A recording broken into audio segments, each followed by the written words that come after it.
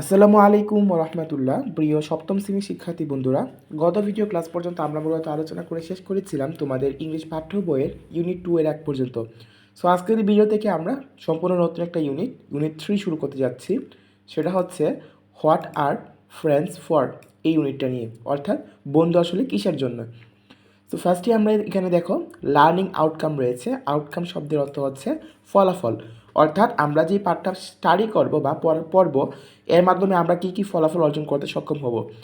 After we have studied this unit we will be able to, অর্থাৎ এই ইউনিটটা পড়ার পর আমরা সক্ষম হব আস্ক অ্যান্ড আনসার কোয়েশন, অর্থাৎ প্রশ্ন করতে এবং প্রশ্নের উত্তর দিতে, টক অ্যাবাউট ফ্যামিলিয়ার ইভেন্টস, এবং বিখ্যাত যে অনুষ্ঠান রয়েছে সেই সব সম্পর্কে আমরা কথা বলতে পারবো। রিড অ্যান্ড আন্ডারস্ট্যান্ড টেক্সট, অর্থাৎ পড়তে পারবো এবং বুঝতে পারবো কিছু পাঠ্য নিয়ে। রাইট আনসার টু কোয়েশন, অর্থাৎ আমরা কিন্তু প্রশ্নের উত্তর দিতে পারবো। রাইট শর্ট কম্পোজিশন, এবং আমরা ছোটোখাটো কম্পোজিশনও লিখতে পারবো।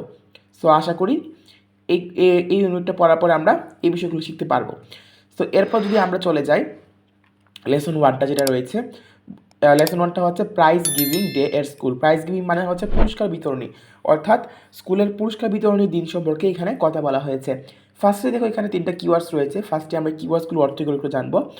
ইমিনেন্ট, ইমিনেন্ট শব্দের অর্থ হচ্ছে বিখ্যাত, বিখ্যাত। এরপর আউটস্ট্যান্ডিং রয়েছে। আউটস্ট্যান্ডিং মানে হচ্ছে অনেক ভালো ফলাফল বোঝানো হচ্ছে। আর পারফরমেন্স মানে তো তোমরা জানোই যে ফলাফল বোঝানো হচ্ছে আর কি। তারপর দেখো অ্যাক্টিভিটি এ রয়েছে। এখানে অ্যাক্টিভিটি এতে 2টা কোয়েশ্চেন রয়েছে। আমি একটু দেখি তোমাদের জন্য কোয়েশ্চেনটা। এই যে দেখো অ্যাক্টিভিটি এতে কোয়েশ্চেনটা দেওয়া রয়েছে এখানে। সো আচ্ছা, আমি খুবই দুঃখিত। আচ্ছা দেখো, who can you see in the picture, ঠিক আছে, who can you see in the picture. এখানে পিকচারটা ভালো করে বোঝা যাচ্ছে না, তোমরা বই থেকে একটু দেখে নিতে পারো।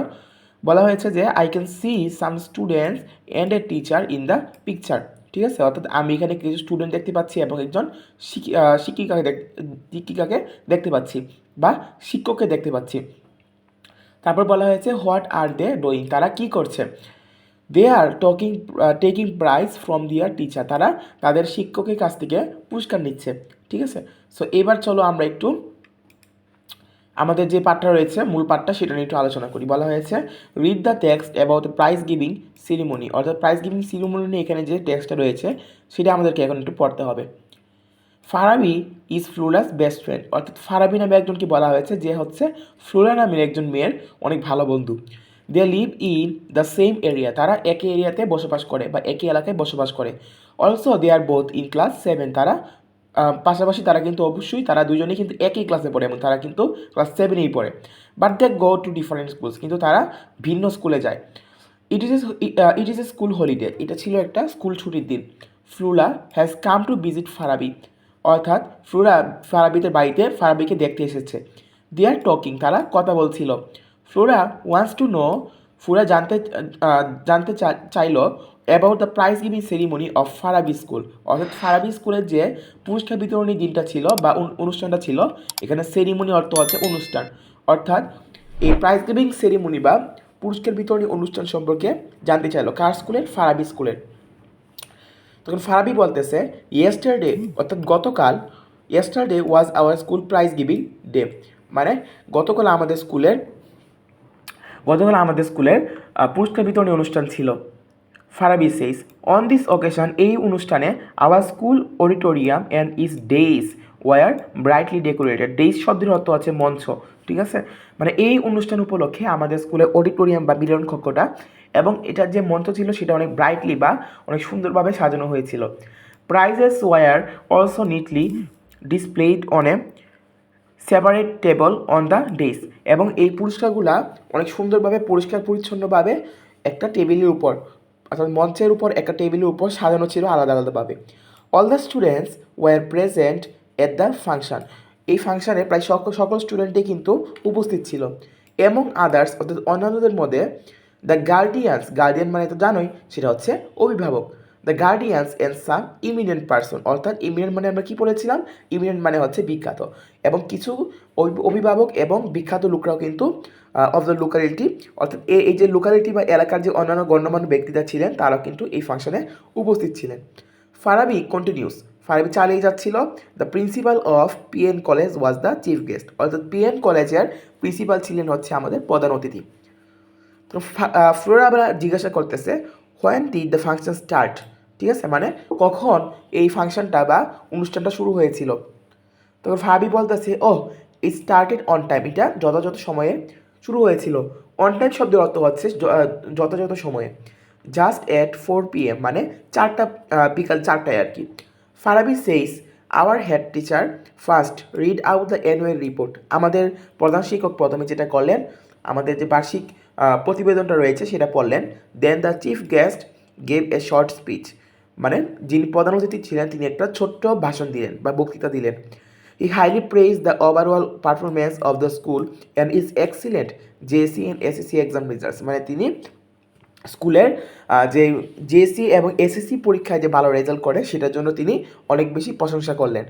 দেন he gave away the prize among the students for their outstanding activities, এবং তারপর তিনি ভালো কাজের জন্য স্টুডেন্টদেরকে তাদের পুরস্কার দিলেন। Did you get any prize Farabi, Flora enquires মানে হচ্ছে জিজ্ঞাসা করা, অর্থাৎ ফ্লোরা তখন ফারাবিকে আবার জিজ্ঞাসা করলো তুমি কি কোনো পুরস্কার পেয়েছিলা। তখন ফ্লোরা বলতেছে yes I did, I have got 2 prize, আমি 2টা পুরস্কার পেয়েছিলাম। One for regular attendance and the other for good results in the last year ending exams, মানে আমি 2টা পুরস্কার পেয়েছিলাম, একটা হচ্ছে একদম নিয়মিত স্কুলে উপস্থিত হওয়ার জন্য, এবং অন্যটা হচ্ছে গত বছর শেষের দিকে যে আমাদের পরীক্ষাটা হয়েছিল, ঠিক আছে, সো সেই পরীক্ষায় আমি একটা ভালো রেজাল্ট করেছিলাম বা ভালো ফলাফল করেছিলাম। সো আশা করি এটা তোমরা বুঝতে পেরেছো। এরপর এগুলো সব কিছু কাজ রয়েছে এখানে।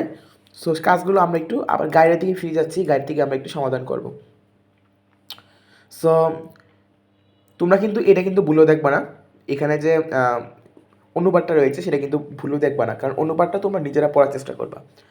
সো দেখো এই যে এখানে match to words with their meanings, আমাদেরকে এই বাম পাশের কলামের ওয়ার্ডের সাথে ডান পাশের কলামের ওয়ার্ড মিলাতে হবে, ঠিক আছে। সো দেখো এখানে উত্তরটা দেওয়া রয়েছে ভিজিট মানে দেখা করা, ভিজিটের সাথে বসবে হচ্ছে go to see a person or place. Ceremony যেটা রয়েছে অনুষ্ঠান, সেটার সাথে বসবে হচ্ছে ফাংশন, এটা মানে হচ্ছে অনুষ্ঠান। এমিনেন্ট মানে হচ্ছে বিখ্যাত, তার মানে হচ্ছে people having lots of powers and influence. Influence মানে হচ্ছে প্রভাব আর পাওয়ার তো জানোই ক্ষমতা, মানে যেই মানুষগুলোর অনেক বেশি পাওয়ার এবং ক্ষমতা রয়েছে তাদেরকে কিন্তু আমরা বিশিষ্ট বা বিখ্যাত লোক বলে থাকি। তারপরে হচ্ছে প্রেইজ শব্দের অর্থ কি প্রশংসা করা, তার মানে আমরা বলতে পারি যে speak highly of something or somebody, অর্থাৎ কোনো কিছু বা কোনো ব্যক্তির কী বলা সুনাম করা, ঠিক আছে। তারপর হচ্ছে আউটস্ট্যান্ডিং শব্দের অর্থ হচ্ছে অপূর্ব। এক্সট্রিমলি গুড মানে অতিমাত্রায় ভালো।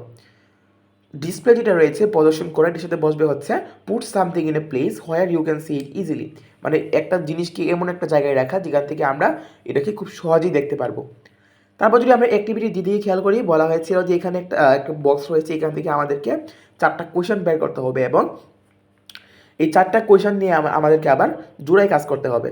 সো 4টা কোয়েশনগুলো আগে তোমরা একটু দেখো, বাকিগুলো তোমরা এমনি পারবা।